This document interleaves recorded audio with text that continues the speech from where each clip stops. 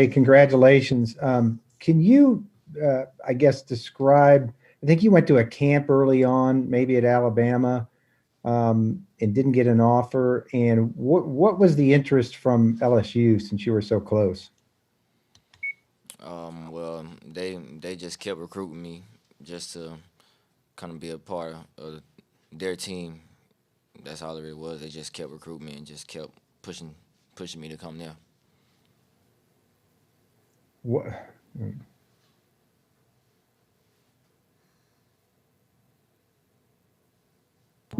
We'll take our next question from Steve Moulton. DeVonta, congratulations on the win last night. Tell me overall about your journey here at Alabama and just overall, what did last night mean to you personally? The journey has been great. Last night meant a lot to me. Just everything that I came back for, I've done and more, and it's just truly a blessing. We'll move next to Leo Johnson. Hey DeVonta, congratulations on the win. In a career full of incredible accomplishments that span from making the game-winning catch in the national championship as a freshman in 2018 to winning the Heisman and the national championship once again this year, overall, how would you summarize your Alabama career? It's been unique and unforgettable. Just everything that's been happening from my freshman to senior year, just things that I'll never forget.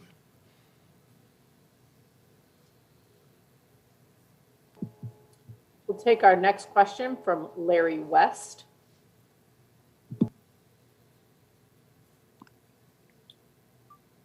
Hello, Devontae.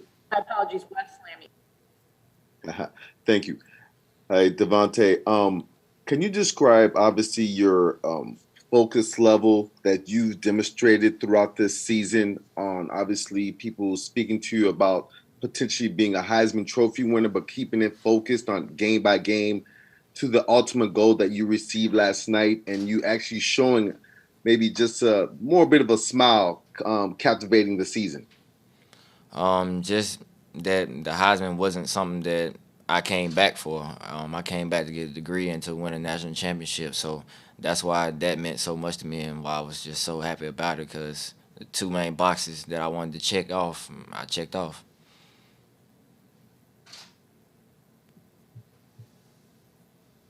We'll go back to Dennis Dodd. Yeah, DeVonta, if there is expansion in the future of this bracket, it would mean playing another game for a team like you. Can you imagine at this point having to play another game after all you guys have accomplished? Um, I think it'd just be just another game, just extra game for people to just to go out there and compete. How are you physically right now? How worn down are you? Um, Outside of my hand, I feel good.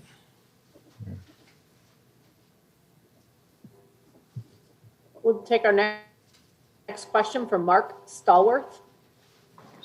Hey, DeVonta, congratulations on winning the national championship. My question to you is, what songs were you listening to in the pregame to get motivated for the game and the performance that you had last night? I kind of listen to somewhat of everything from Rick Ross to Pooh Shiesty. My playlist everywhere, honestly. We'll go next to Donnie Woods. DeVonta, congratulations on a great season and also for being so humble. Multiple times you talked about, checking off two boxes and coming back to school. Why did you decide to come back to school, and what would you tell the youngsters that have that opportunity to move on or to get education? Why education is so important to you? Because eventually you're gonna have life after football. Football is gonna end one day, so you're gonna have to find something else to do. And I just wanted to get my degree, so hopefully when I'm done playing, I can end up coaching or training athletes.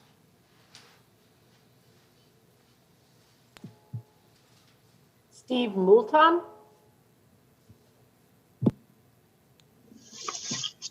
DeVonta, I was hoping you could speak to the year Mac Jones has had, and you two kind of being in the same class, and just if you could talk about Mac in particular, DeVonta. Well, he puts the work in. He's in early in the morning watching film, lifting weights, and he comes out to practice every day and tries to make everyone around him better. So I feel like that's a reason this team has a lot of success, because the dedication that we had and the discipline just going into everything that we did. DeVonta, thank you very much. And again, congratulations. We'll now hold for Christian Barmore to join us.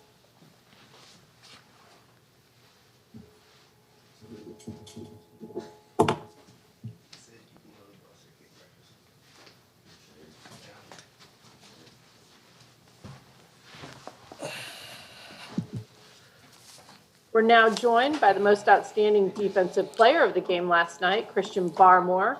We'll go right to questions. Let's start with Steve Moulton. Christian, congratulations on last night. It just has it sunk in yet? This entire season, playing an all SEC schedule, being undefeated. What does that mean to you?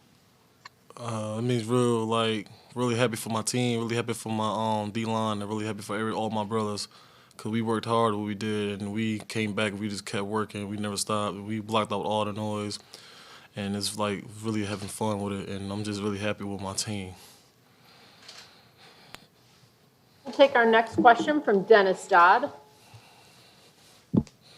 Hey, Christian, every team in the country went through stuff off the field this season during COVID. But what kind of credit do you guys get for getting this far and getting through it? What was that like off the field? Well, I got a quote from Kobe Bryant. We had Mamba mentality. Everybody did good their own way, but I know we had the best mentality. Like we just like worked, focused and worked. We didn't go out, none of that. So we just like grinded, and we just like literally just played and just got better every day.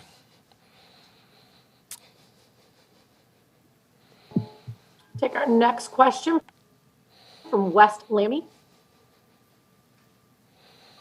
Yes, Christian, can you share obviously your thoughts on obviously the offense on the offensive end? They've been consistently getting their praise in terms of what they do throughout the year, but you guys really did your part consistently stopping Ohio State last night. What are your thoughts on the defensive end?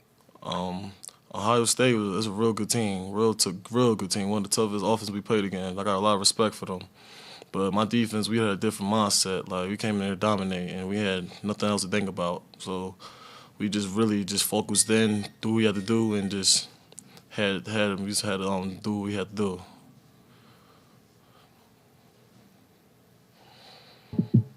We'll go next to Susan Degnan.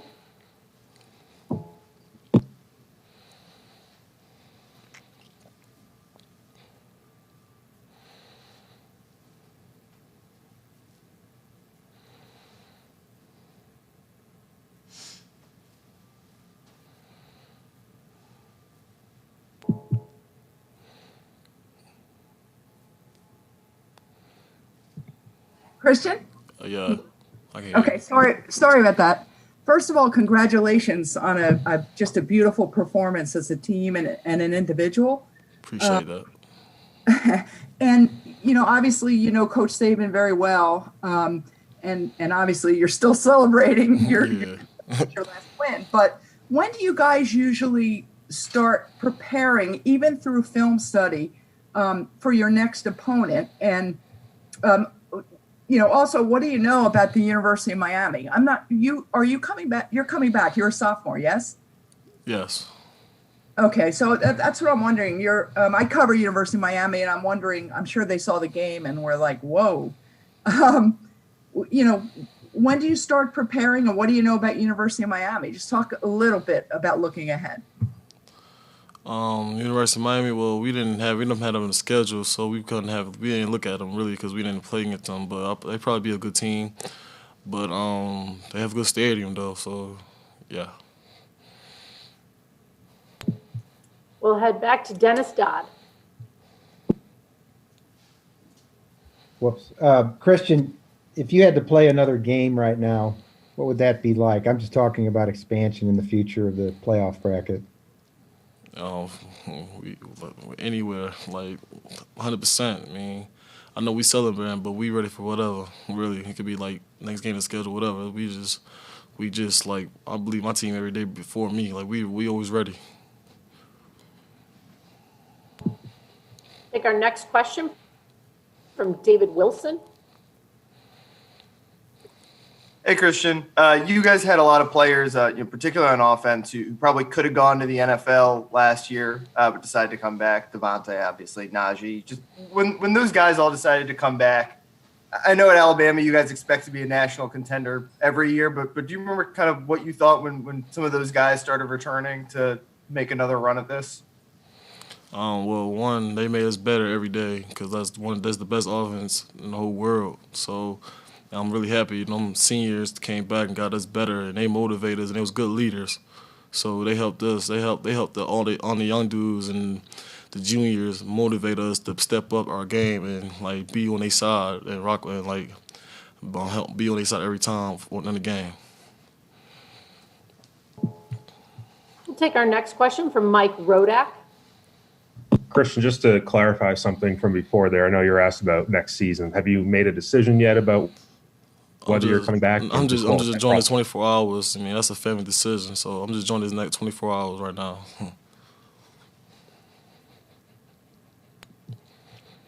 We'll go back to Steve Moulton. If you could talk about the initial 3-and-out last night against Ohio State, I thought that was big myself, but just from a defensive mindset, heading into that game, that initial 3-and-out, how big was that for you guys, just from a confidence standpoint? Well, we always do it. We always do it every day in practice, 3-and-out, to get off the field because our coaches, we work so hard. They work so hard with us, with the stuff we do. So we make sure that we can get rest fresh out of our bodies before, like end of the game, later down the road if it get crazier. So we try to get 3-and-out fast as we can, so we can be good down the road. Next question from Adrian Beecher. Christian, when you look back on your career and the obstacles you've had to come over season after season, going from your early days playing football to now, and knowing everything you had to get through this season and how locked in you had to be to make sure the team stayed, away from COVID and all the sacrifices you guys had to make as players, especially collegiate athletes, how much sweeter does this feeling really resonate with you, knowing that all the sacrifices you had to make this year as you look back on all the obstacles you've had to overcome year after year? Well, like, if you come to Alabama, really doesn't mean anything. It was a challenge every day, so the corona really wasn't nothing because, like, we challenge every day. Every day at practice, every day we work, so really, like, that really wasn't nothing. We just came back, and we back day one working, so.